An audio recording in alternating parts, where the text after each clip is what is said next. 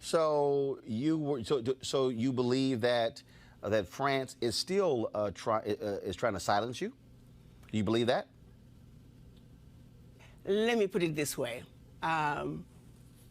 Maybe I lasted longer than I probably would have based on my views on France. And it's not even my view. It's basically stating the facts in terms of what France is doing to Africa. What they're currently doing?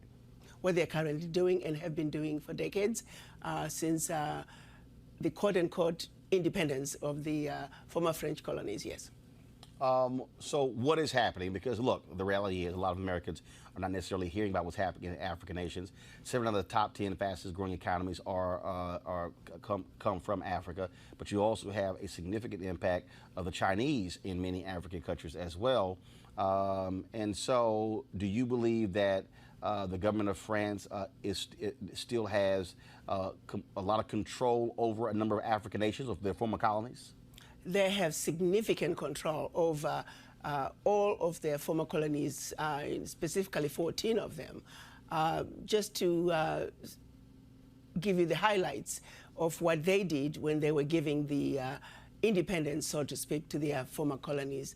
They forced them to sign a document which they are calling the Pact for the Continuation of Colonization. You have to understand, on one hand, they are saying we're giving you independence, which turned out to be mostly political independence, but that you also have to sign this document, which is titled the Pact for the Continuation of Colonization. So you're going to be independent, but you have to agree to continue to be colonized. So 2 countries said absolutely not. We are not going to sign those that document. Those 2 countries? Mali and Guinea. Okay. And what the French did, they went into those 2 countries, took everything that they thought they had brought to those 2 economies, poured concrete into the sewage pipes, and completely devastating the 2 economies.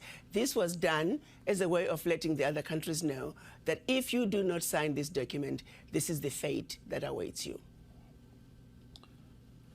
How has that negatively impacted those African countries? It has impacted them terribly, terribly, terribly. If you look at it, you give up your, the Pact for the Continuation of Colonization said those countries were expected to deposit 85% of their bank reserves back then with the French Central Bank under the control of the French Minister of Finance. And should those countries wish to request some of those monies, because remember they were only left with 15% of their reserves, then they would have to submit a financial statement for the country, and if approved, they could only access up to 20% of whatever they had deposited the year before as a loan at commercial interest rates. The only difference now is the 85% deposits have now been lowered down to maybe between 50 and 60%. But the countries are still forced and required to deposit their bank reserves with the French Central Bank.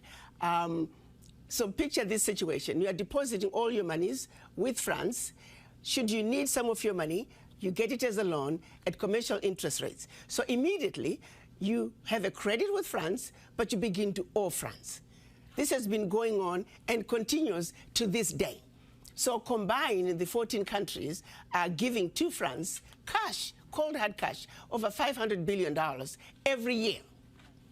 And France takes that money and invests it in its own stock market under the French name, and the countries may or may not know the returns. Currently, for every 14 billion that France takes out of Africa, by the time they finish investing it in the French stock market, they are realizing upwards of 300 billion. So you do the math to see how much money France is taking out of Africa every year. And yet France has the audacity to then look at African countries and call them poor countries. Why would poor African countries give $500 billion to France year in and year out? What really gets me the most is, how does the world sit back and watch this carnage take place in Africa? Where is the United Nations? This is the body that's supposed to be looking out for any violations of human rights. It is my humble opinion that singularly, what France is doing to Africa is the biggest violation of human rights.